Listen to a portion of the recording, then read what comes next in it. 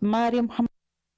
Sana Mariam Hamad kutoka huko Pemba. Wanafunzi wa Zoe Institute wametakiwa kutumia fursa za ajira kwa kutumia ujuzi wa fani zao walizosomea ili kujiendesha kiuchumi na kujikwamua kimaisha. Nadhir Abdallah anasimulia.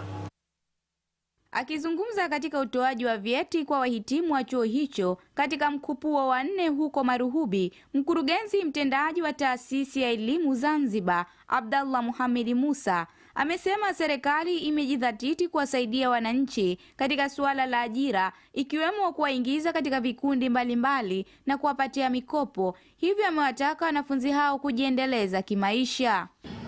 Lakini serikali ya Mapinduzi ya Zanzibar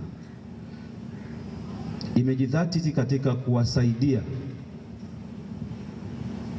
wananchi wake, na kuombeni sana hii fursa tusiache ikatupita bure. Tujiunge katika vikundi.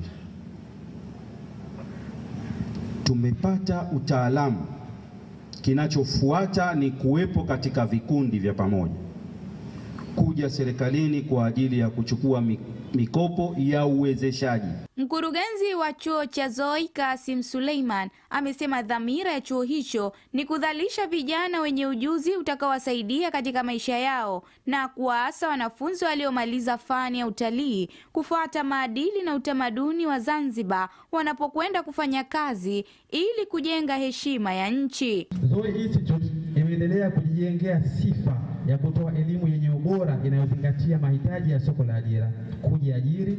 Dhamira yetu ni kuzalisha wahitimu wenye ujuzi, maadili na uwezo wa kushindana katika soko la nje na la ndani ya nchi. Sasa kuna baadhi ya vitu ambavyo kidogo inakuwa ni kinyume na maadili yetu, silka, tamaduni na mila za Mzanzibari. Vijana wengi wanaoingia katika masoko ya utalii utakuta baadaye na rasta, ndevu za kuwa rasta vile vile.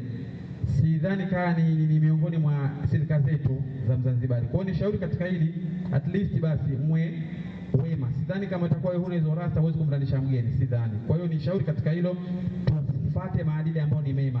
Kwa upande wao, wahitimu waliomaliza fani mbalimbali katika chuo hicho cha Zoe wamesema ni vyema kwa vijana waliomaliza kusoma kutumia fursa za kujiendeleza na fani ambazo zitapelekea kujiajiri au kuajiriwa katika sehemu mbalimbali ili kuepuka kuingia katika vitendo viovu.